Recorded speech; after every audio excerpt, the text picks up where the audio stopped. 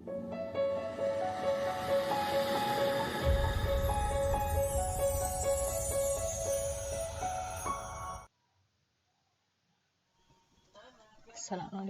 warahmatullahi wabarakatuh. Anak-anakku, siswa Madrasah Aliyah Negeri Bangkalan, bagaimana kabarnya? Mudah-mudahan kalian selalu dalam keadaan sehat dan juga senantiasa dalam lindungan Allah Subhanahu wa Ta'ala. Anak-anakku, siswa Madrasah Aliyah Negeri Bangkalan, kelas 12, tahun pelajaran 2020-2021. Selamat anak-anakku, kalian sekarang sudah duduk di kelas 12. Ini berarti sebentar lagi kalian akan meninggalkan jenjang SLTA. Dalam hal ini Madrasah Aliyah Negeri Bangkalan. Dengan kata lain, kalian akan menyelesaikan proses pendidikan di jenjang pendidikan menengah. Bisa terwujudnya proses tersebut tergantung pada usaha kalian sendiri. Bagaimana mengatasi berbagai tantangan dan rintangan yang akan kalian hadapi di kelas 12 ini, termasuk berlangsungnya kegiatan belajar mengajar di awal tahun pelajaran 2020-2021 ini dengan cara online, dengan cara daring, dalam jaringan. Jadi kalian harus meningkatkan kuantitas dan kualitas dalam belajar. Serta jangan lupa senantiasa kalian berdoa kepada Allah Subhanahu wa Ta'ala dengan sungguh-sungguh, karena setiap akan memulai dan mengakhiri aktivitas sehari-hari, termasuk dalam kegiatan pembelajaran, walaupun hanya melalui daring dalam jaringan, kalian tetap harus diawali dengan berdoa. Anak-anakku yang saya banggakan, pada semester 5 ini, atau tepatnya semester ganjil, pelajaran pendidikan Pancasila dan kewarganegaraan, ada 2 KD yang harus kita sampaikan kepada kalian selama 1 semester. KD ini yang pertama adalah tentang kasus-kasus pelanggaran hak dan pengingkaran kewajiban. Kemudian KD yang kedua ialah tentang perlindungan dan penegakan hukum di Indonesia. Bagaimana cara kalian lebih memahami dan cara lebih mendalami 2 KD tersebut? Di samping bahan ajar kalian bisa mencari secara online, juga buku PDF PPKN kelas 12 sudah saya share di EL maupun di grup WA yang sudah kita bentuk bersama. Jadi kalian bisa melihatnya di bahan ajar di EL dan di grup WA buku PDF PPKN yang dikeluarkan oleh Kementerian Pendidikan dan Kebudayaan Republik Indonesia. Jadi kalian bisa mempelajari dari buku tersebut. Yang terpenting dalam pelajaran PPKN ini, kalian harus banyak membaca. Tanpa membaca, kalian tidak akan pernah bertambah ilmu pengetahuannya. Di samping nanti direalisasikan dalam kehidupan sehari-hari. Anak-anakku yang saya banggakan, pada bab pertama atau pada bab ini KD 1, saya akan merangkan kasus-kasus pelanggaran hak dan pengingkaran kewajiban warga negara. Dalam bab ini, kalian akan diajak untuk menganalisis kasus pelanggaran hak dan pengingkaran kewajiban warga negara. Dan di akhir pembelajaran bab ini, nantinya diharapkan kalian sebagai warga negara selalu bisa menyeimbangkan antara hak dan kewajiban. Dengan kata lain, kalian sebagai warga negara harus mendahulukan kewajibannya dibandingkan haknya. Baru setelah kewajibannya dilaksanakan, baru kalian akan bisa menuntut haknya. Itu sebagai awal dari KD 1 yang akan saya sampaikan nanti. Anak-anakku yang saya banggakan, siswa Madrasah Aliyah Negeri Bangkalan, sebagai langkah agar kerjasama kita nanti dalam kegiatan proses belajar mengajar itu berjalan baik, berjalan sesuai dengan apa yang kita rencanakan, terkait dengan kontrak pembelajaran kegiatan belajar mengajar nanti akan saya kirim, akan Ibu share melalui grup WA masing-masing.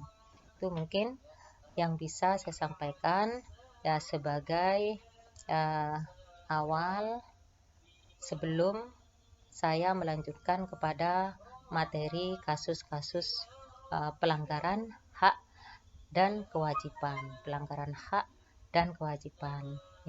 Ingat anak-anak, dalam kasus pelanggaran hak dan kewajiban ini nantinya kalian bisa menganalisis kasus-kasus pelanggaran hak dan pengingkaran kewajiban.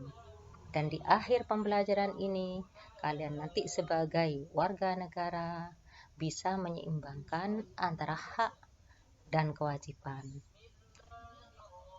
Dengan kata lain, sebagai warga negara, kita harus mendahulukan kewajibannya dibandingkan haknya.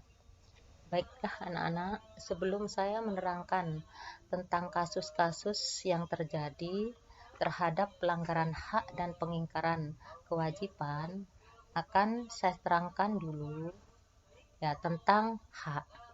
Apa makna dan hakikat hak tersebut?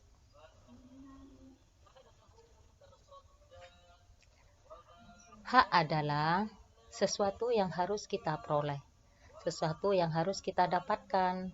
Jadi memang menjadi hak kita untuk memperolehnya, menjadi hak kita untuk mendapatkan, sehingga kita bisa mempunyai, bisa memiliki. Ini jadi sesuatu yang harus kita peroleh, sesuatu yang harus kita dapatkan, atau semua hal yang harus kita peroleh, atau semua hal yang harus kita dapatkan. Hal tersebut dapat berbentuk. Hal tersebut jadi hak yang kita peroleh tadi dapat berbentuk berupa kewenangan atau berupa kekuasaan. Karena menjadi kewenangan kita lah sehingga kita bisa memperoleh hak. Karena kekuasaan kita lah sehingga kita bisa mendapatkan hak.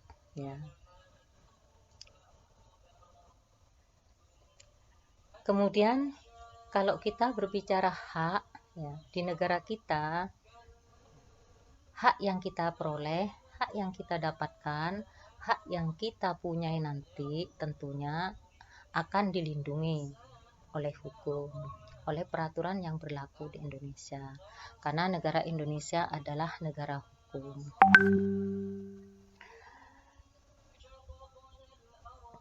Setiap hak yang diperoleh merupakan akibat dari dilaksanakan kewajiban. Jadi hak yang sudah kalian lakukan, sekarang kalian berhak untuk memperoleh pelajaran sebagai pelajar. Kalian berhak memperoleh biaya hidup sebagai anak. Ini hak pelajar, contoh hak pelajar dan contoh hak anak. kalian berhak memperoleh pelajaran ya, sebagai siswa aman, hak kalian. Dan kalian sebagai anak juga berhak untuk pemenuhan ya, kebutuhan sehari-hari. Ya, kewajibannya siapa? Kewajibannya orang tua. Ini yang harus kita peroleh, ya, hak yang harus kita peroleh. Akibat dari hak yang sudah kita peroleh, ya, karena sebab kita sudah melaksanakan kewajiban. Karena sebab kita sudah melaksanakan kewajiban. Oleh karenanya, hak yang diperoleh apabila kewajiban sudah dilaksanakan. Jadi hak yang didapatkan ya akan diperoleh ya, hak yang kita punyai akan diperoleh, hak yang kita miliki akan didapatkan setelah atau apabila kita sudah melaksanakan kewajiban.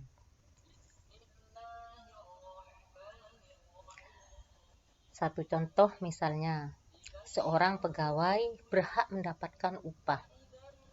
Ini satu contoh. Ya, kenapa seorang pegawai tadi berhak mendapatkan upah ya? Berhak mendapatkan upah karena mereka sudah melaksanakan tugas atau sudah melaksanakan pekerjaan yang dibebankan ya. Jadi mereka sudah melaksanakan pekerjaannya yang sudah dibebankan, tugasnya yang sudah dibebankan ini disebut kewajiban. Nah, jadi seorang pegawai tadi berhak untuk memperoleh gaji, berhak untuk memperoleh imbalan, berhak untuk memperoleh upah, berhak memperoleh upah ya, karena mereka sudah melaksanakan kewajiban. Itu terkait dengan hak. Bagaimana anak-anak bisa dimengerti? Nanti contohnya kalian bisa menggambarkan dalam kehidupan sehari-hari tentang hak, di mana kedudukan hak dan di mana pula kedudukan kewajiban. Oke, kita lanjutkan sekarang makna dan hakikat kewajiban. Makna dan hakikat kewajiban dapat diartikan ya, segala sesuatu yang harus kita laksanakan, segala sesuatu yang harus kita kerjakan ya. Ini jadi sifatnya aktif ya, action itu kalau kewajiban ya. Dapat diartikan sebagai segala sesuatu yang harus kita kerjakan, yang harus kita laksanakan, yang mempunyai sifat aktif. Jadi kita harus action ya, dengan penuh tanggung jawab, tentunya dengan penuh tanggung jawab ya. Jadi karena apa ya, karena apa yang kita kerjakan itu harus sesuai dengan tanggung jawab kita masing-masing. Misalnya profesi kita sebagai pelajar, profesi kita sebagai anak, dan profesi dan kedudukan kita sebagai guru, posisi dan kedudukan kita sebagai orang tua. Jadi sesuai dengan tupoksinya masing-masing, tanggung jawabnya masing-masing. Tentunya setiap orang tanggung jawabnya berbeda-beda. Ini yang disebut dengan kewajiban. Kewajiban warga negara ya. Jadi bisa disebut sebuah tindakan atau perbuatan yang dilaksanakan sesuai dengan ketentuan perundang-undangan yang berlaku, karena di negara Indonesia adalah negara hukum. Kalau di atas sebuah gambaran secara personal ya, yang dimaksud dengan kewajiban, tapi ini secara global sebagai warga negara Indonesia.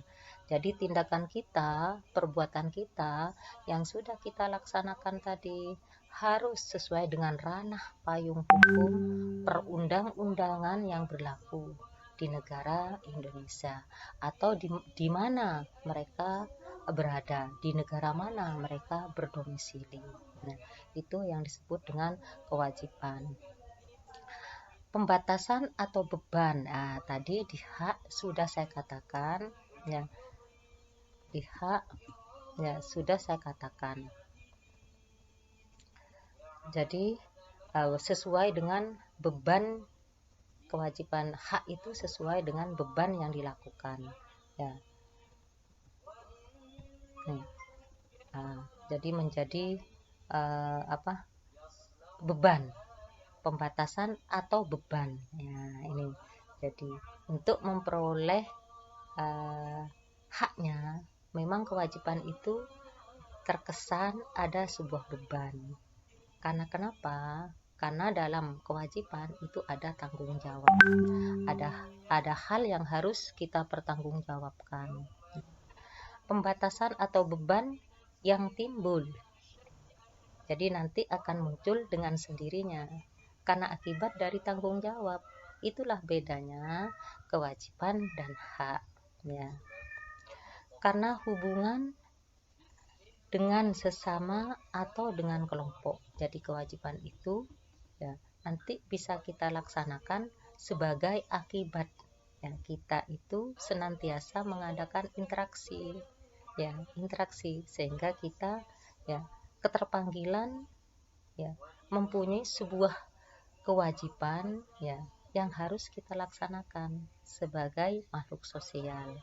Kita tahu bahwa kedudukan manusia itu di samping sebagai makhluk pribadi juga sebagai makhluk sosial, sebagaimana yang disampaikan oleh pendapatnya Aristoteles ya, bahwa pada dasarnya manusia itu adalah makhluk sun politikun ya, sun politikun, makhluk yang selalu ingin bersama-sama, makhluk yang selalu ingin berkelompok, makhluk yang selalu ingin bekerja sama dengan yang lain, atau juga dalam sebuah negara ya. Jadi kelompok bisa diibaratkan atau juga dalam sebuah negara, sesuatu yang harus kita laksanakan, harus kita taati. Nah ini dalam negara, karena negara itu mempunyai peraturan, jadi peraturan itu harus kita laksanakan, harus kita taati, walaupun ini menjadi ya hak kita, namun di sisi kewajiban kita harus mentaati walaupun menjadi hak kita, tapi di sisi kewajiban ya harus kita taati. Itu anak-anak terkait dengan hak dan kewajiban.